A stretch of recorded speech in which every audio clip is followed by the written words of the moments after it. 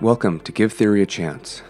This conversation with Dr. Anna S. Mueller took place during a virtual visit with my Sociological Life Lessons interdisciplinary colloquium at SUNY Brockport.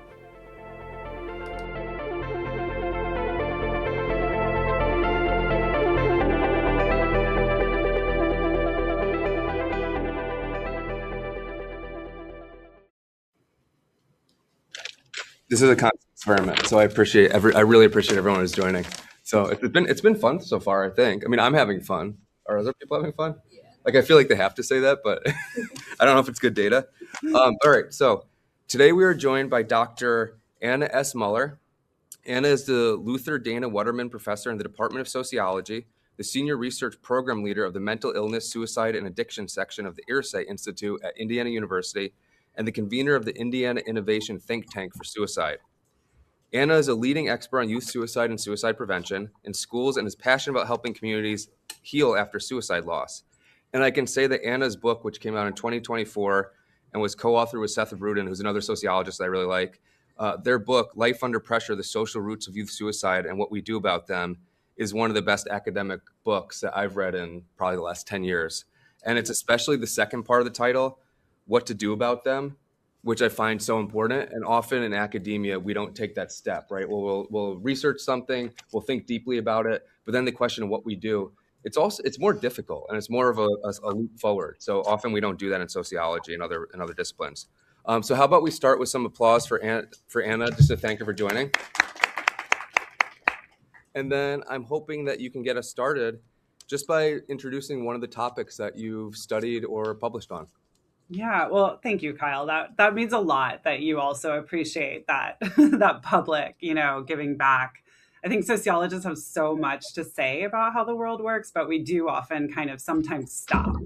And I didn't want to do that. But actually, I thought today I would talk about that book and the research behind it. And so, one of the main things about that book was that I wanted to understand why suicide clusters were happening in some schools and in some communities and not in seemingly similar schools and communities.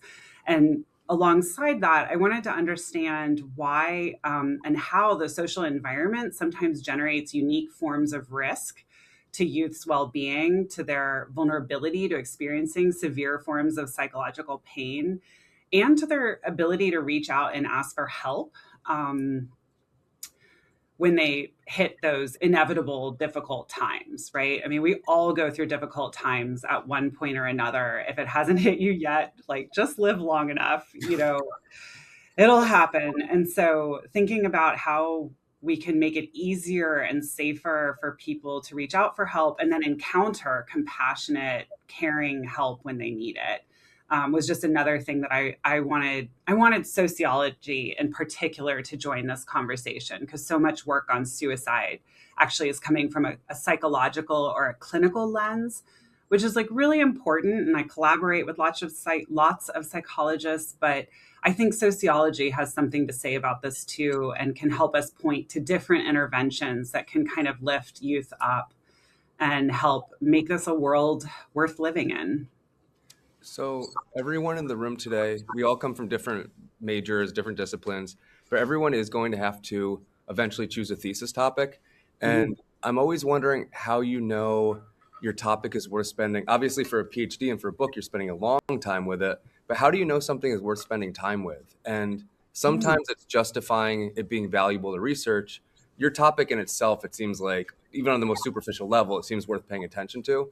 How did you know that it was something that you wanted to spend X number of years thinking about? That's such a great question. Honestly, if you had told me when I started this research 15 years ago, I was going to become an expert and dedicate my career to it, I'm not sure I would have known that.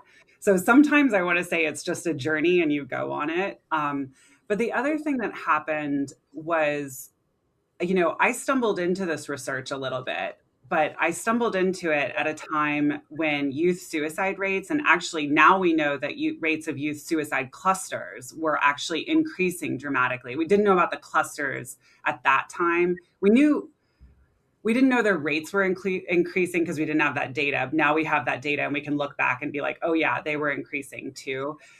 So it was becoming more and more of a social problem that more people were talking about. And I caught wind of that. But then on a sort of more deeply personal level, um, I started listening to communities that were impacted by this. The community that's the focus of my book with Seth, my collaborator, they actually reached out to me and asked for help. And then I started talking with them. And when you witness their pain and when you witness their struggle, for me as a scientist, I just wanted to help. And the deeper in I got, the more committed I have become to just trying to do work to help communities have the science they need in order to prevent suicide and in order to facilitate their ability to heal after suicide losses happen. Because as optimistic as I am about suicide prevention, I also think we need to be very realistic that we are going to sometimes lose people to suicide. So we need to be prepared to also support people through that loss. And again, oh, you want to interrupt? Go. I just want to make sure we're all on the same page on what a suicide cluster is. Oh, good. Yeah, can you help? Yeah, absolutely. Thank you for that question. There are so many ways to answer that question, but I'm going to share with you my personal preference because it's just concrete and clear for anyone, whether they're a statistician or not. When we're talking about a youth suicide cluster that is centered in one particular geographic location, like a school or a community, really, if we lose 2 students to suicide and have 1 serious suicide attempt, or if we lose 3 students to suicide from a particular school or a small community in 1 sort of academic year, that's a suicide cluster. The like sort of fancier, loftier definitions have to do with like a disproportionately high rate of youth suicide over the baseline in a particular geographic location. And we have like really advanced statistical methods to detect those. And that's super valid. But like I work with a lot of like, community public health teams and principals. And I'm like, we need something that's so if a high school of like, say, 2000 loses 2 students to suicide and has a suicide attempt in a year, we are concerned, and that is a suicide cluster. Thank you. Thanks for that question. So you were saying that the majority of research on the topic had come from a more psychological perspective before. What type of methodological approach did you use, or what can sociology bring to this conversation? Yeah, I mean, at this point, I've used I'm a mixed methodologist. So I'm like, whatever is best to answer the research question in front of us is the method that I'll use. And I actually think that all of sociology's methods have like a lot to offer.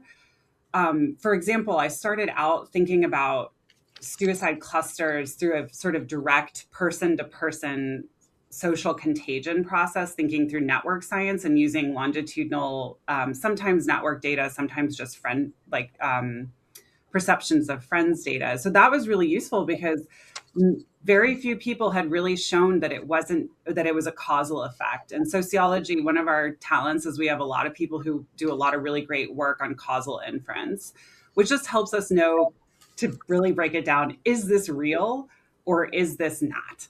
Like, do we need to be worried about this? And it turns out, yes, we do need to be worried about the social contagion of suicide. It is real. When someone is exposed to a suicide attempt or death, they are, at least on average, somewhat more at risk of developing new suicidal thoughts or even a suicide attempt.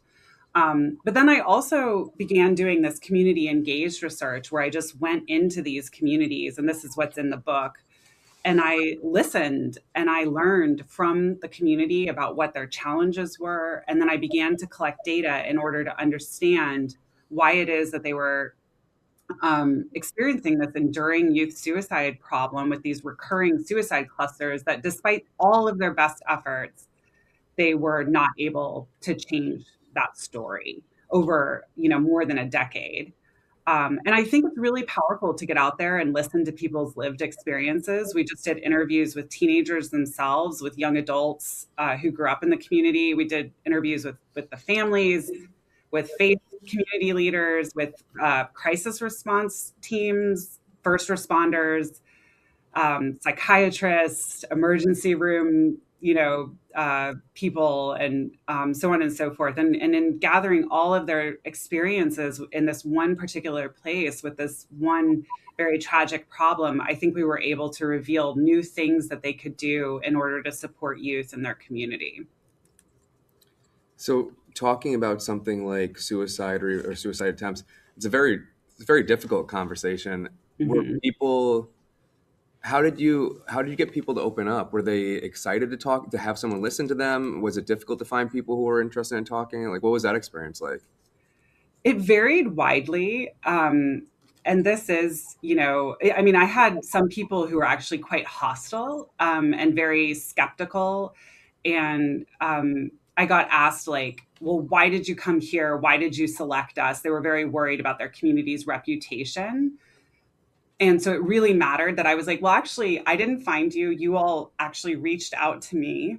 And I just responded and said I would help. And also, it's a maybe perhaps a little unfair, but I didn't actually need this. I had other projects. My thing with people was I was always like, if we can both help each other, like if my perspective can help you with what you need to accomplish in your life in terms of supporting youth and families and preventing suicide, then let's collaborate. So we started with conversations like that. There were also some bereaved parents who it's very painful to share some of these stories. And so some of them were very, wanted to grill me first. And I was totally fine with that. I was like, you can ask me anything. I'm asking you to be very vulnerable with me. And so you can ask me anything you need to ask, even deeply personal things. I'm not a suicide loss survivor. I always feel like I need to say, like, knock on wood. I've certainly had people that I love so much attempt suicide or have a suicidal crisis, but none of them has ever passed away from suicide, thankfully. And that was very salient to my respondents. But I also had people who were so relieved and who were just like, I've never, ever, ever been able to share this story because it's so stigmatized. And the confidential research space was for them an incredible release. And a lot of people told us that the interview was just a really positive experience because they got to share something that was so hard to share. Would you say that the stigma around suicide was like more in these cluster communities or less? That's a great question. We do talk about this in the book, and we actually found that mental health stigma and the stigma around talking about suicide, um, which those are distinct things. We actually really struggle as a society to talk very specifically about suicide. But of course, then there's also this, generalized idea that having a mental health problem it makes us less than, even though, like, hey, I'm diagnosed. Like, it's, lots of us are actually living happy full lives, like with, mental illnesses or mental health problems. But so it was alive and well, but we actually found that both in Poplar Grove as well as in other communities, that stigma of both mental health and suicide was present. So there was actually like sort of additional factors within Poplar Grove that made it hard for kids to ask for help, not just the stigma. But I do think of it as kind of amplifying the stigma, in part because everyone knew everyone. And so everybody was all up in each other's business. So if you were concerned about your privacy or concerned someone might shame you for something, the stakes were higher in Poplar Grove. But to me, that's a little different than just the internalized experience of feeling like you have something that you can't talk about, like suicidal thoughts. This is the main question that I ask for myself and probably not the rest of the room. But I'm wondering, was there a social theorist or theory that you found inspiring or useful as you were starting this project? Yeah, I mean, this project did emerge out of like my curiosity around Durkheim, as well as Seth, my collaborator's curiosity around thinking through Durkheim's theory of suicide in the modern world. He's one of the people who did the best job of explaining why the external social world matters to suicide. And he basically highlighted actually one of the only things that we know for sure about why people die by suicide.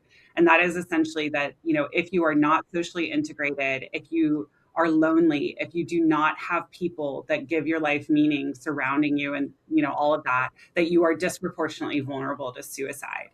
But also as a sociologist, and in particular as someone who studied the role of social networks and youth well-being, I was really interested in some of the downsides to social ties that Durkheim really doesn't mention. And so it was sort of in bridging those two perspectives that I personally that's how I entered this field site.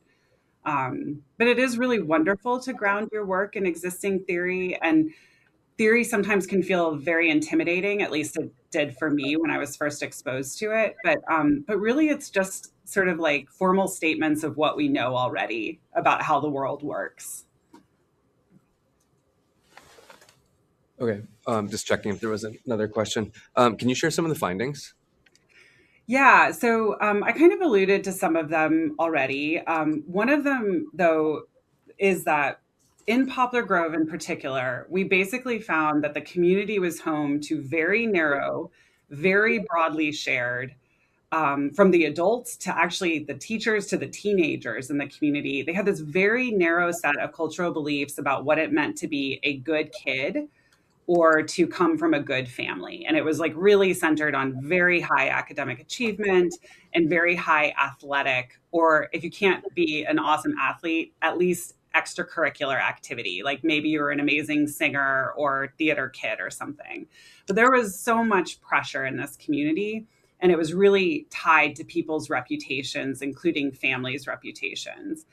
And I was consistently like an A B student, but like the students in these schools were just like getting an A minus or a B was like something that they would feel they needed to hide. It felt shameful to them. And I was just like, oh, the degree of pressure was really intense. And then that was combined with these really dense social networks. Like everybody knew everyone in these communities. And there were just lots of instances of very private information about people's personal lives, sometimes very painful information, like what kid was on antidepressants or what psychological circumstances were happening in someone's personal life was just part of the public domain through really intense gossip networks. And so basically, it was very easy for kids to feel like their life was a nightmare, like they were miserable, like they were having breakdowns. And then when they were feeling those things, it was very hard for them to ask for help because it basically negated their ability to be a good kid, which is, from my perspective, just like the last thing I would ever want a teenager or a student or a member of my own family to feel. All right, so, I've got a question.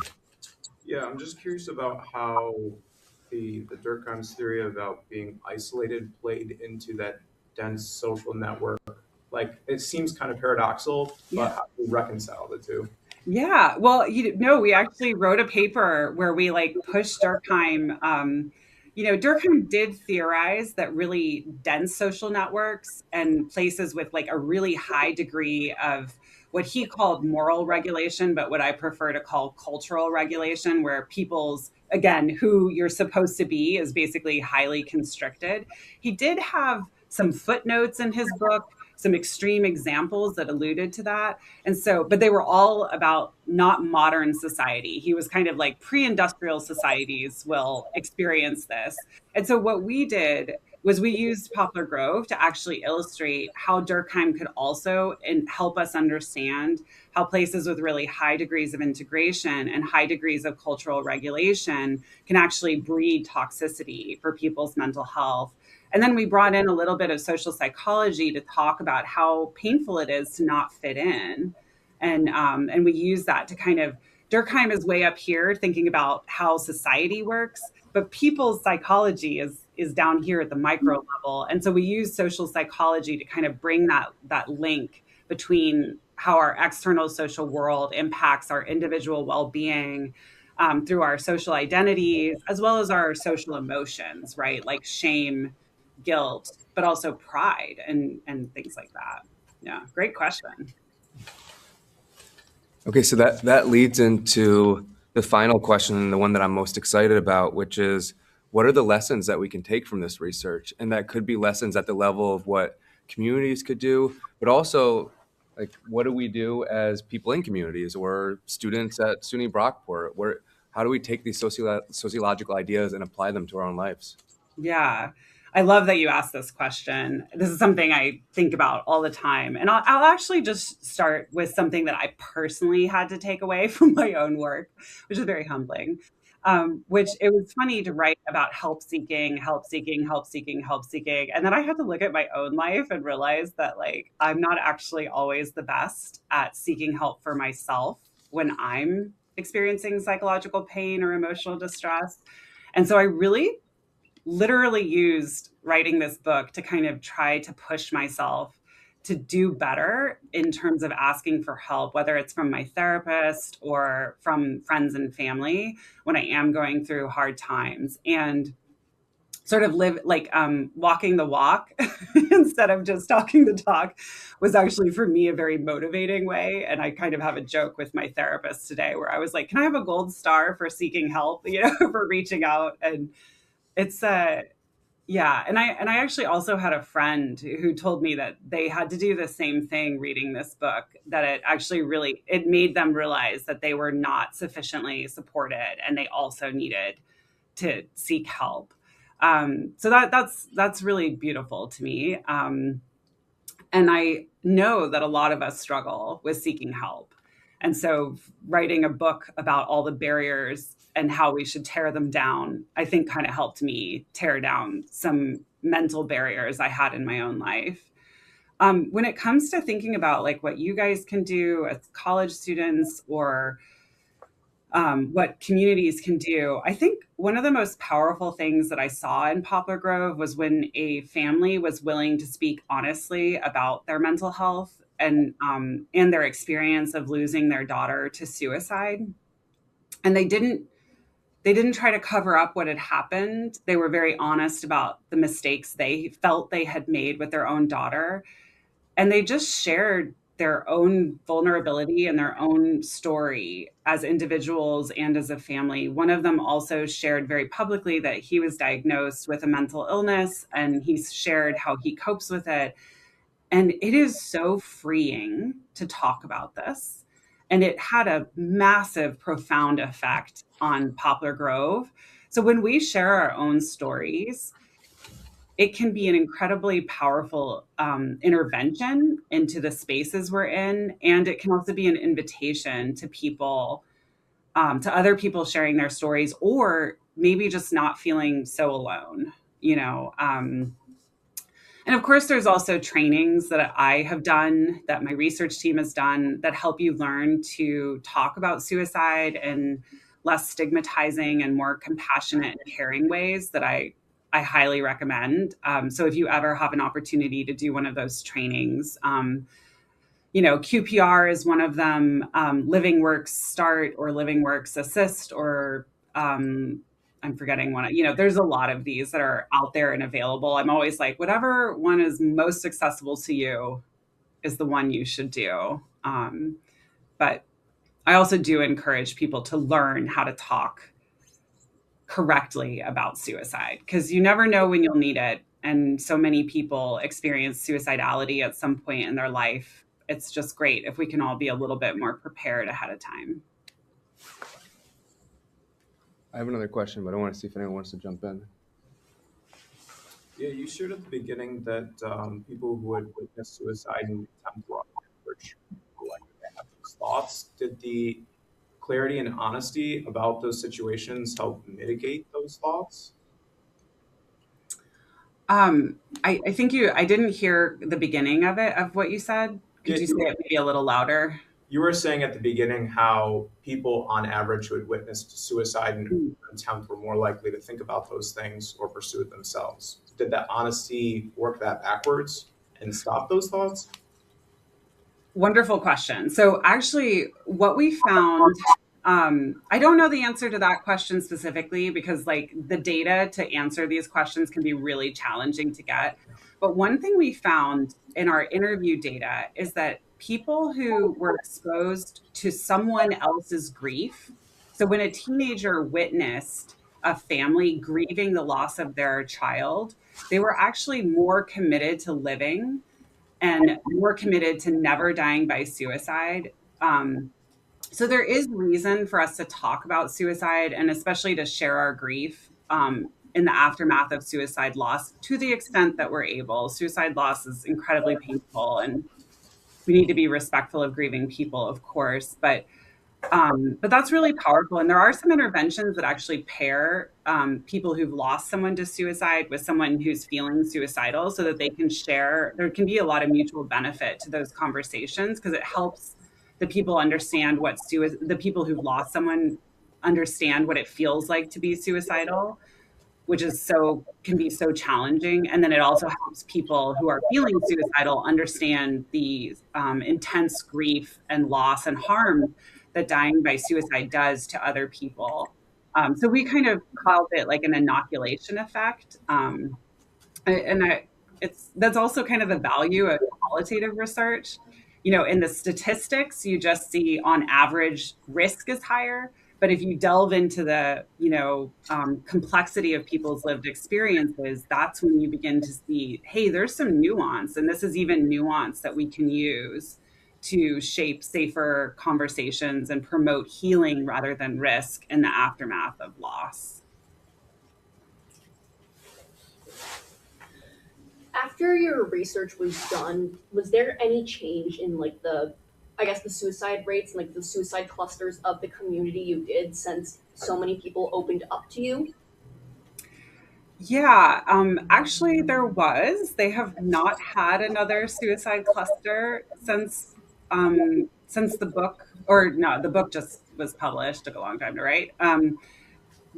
Since we delivered our research report to them, they actually have not had a suicide cluster, and I think they've only had one suicide death of a teenager in about a decade, which is like a really radical change. I don't know that I want to be careful. I do think we helped start conversations that were healthy, but I think there were a lot of community members who also, including that family that I alluded to, who really changed how the conversation was happening. And I like to think that those things all together are potentially responsible for some of the change in suicide rate that we observed. There's someone off screen who's going to ask a question. Hi. I think for youth, and people in general, they're facing a loneliness epidemic. I understand you said that we can't realistically help everyone, but in talking about feeling like an outsider or not being integrated socially, how can we go about creating a sense of belonging that actually feels authentic?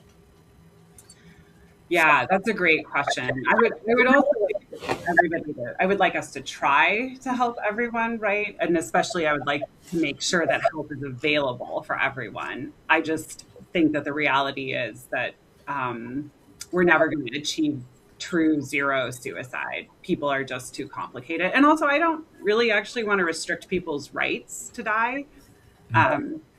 But that's a different conversation. So I think that one of the things we truly know robustly about human psychological well-being is feeling like you don't belong, feeling like that you don't matter, feeling like that you're less than or you're not as valuable a citizen of a particular country. All of those are deeply, utterly psychologically painful experiences. So for me, one of the main things we know we need to do is to create societies, or if we can't do it in society as a whole, we need to create spaces within our universities, within our dorms, within our communities, that where everyone is welcome, no matter what they're going through, whether it's addiction, whether it's struggling to get the grades or job loss or whatever it is. The more we can be accepting of who people are in their true selves, the better our society is going to be in terms of that aspect of people's well-being.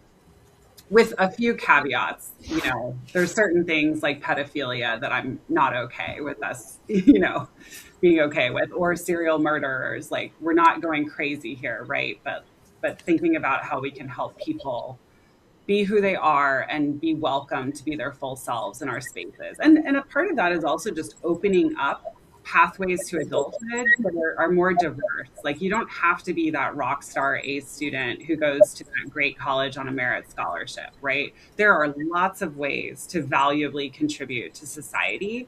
And it would be nice if we rewarded them with economic security. That's actually one powerful way that we send messages about who matters. But then also that we don't just lift up our straight A honors students when we're thinking about high schools. I have a question that I don't, it's very poorly formed in my head, but I'm gonna try to articulate it. Would you say that suicide, it's one of the more depressing topics and challenges that we face as society, but is it one of the social problems where we see evidence of interventions actually being promising? Like, are you optimistic about what we can actually do, which is kind of sadly rare in sociology? We're able to diagnose problems, but it's rare we can say, well, we have evidence that this thing helps. But it seems like your work does that, right? Yeah. I mean, especially with my more recent work where I switched away from studying loss and bereavement to studying prevention and particularly building suicide prevention in schools that works for teens, families, and actually school staff members who are wildly overburdened in our schools. Yeah, we do actually have a few things that we know that like do work. I think we need to come up with more ideas. I think we need innovations from teens themselves as well as from school staff members. And that's part of what I've been trying to do is actually just like collect people's innovations and then begin to think through why they work and provide evidence for why they work so that they can then have more faith in the things that they're doing in their schools. But there are things we can do. So I do feel hopeful. It's going to require funding. It's going to require investment in our youth and our schools and our communities. But I do love that aspect of what I do. And in fact, next week I'm off to talk to a group of educators in a more rural part of Colorado about how they can lift up some of the things, some of the evidence-based strategies that we have in schools. And so that is part of why I do so much like public outreach, is because I do have hope. I think that's a really good note to end on. So thank you for doing that. This is exactly what I was hoping for and imagined when I put together this experimental class. So we appreciate you taking the time to talk to us and share the research. I thought that was a wonderful conversation. Let's give one more round of applause. And then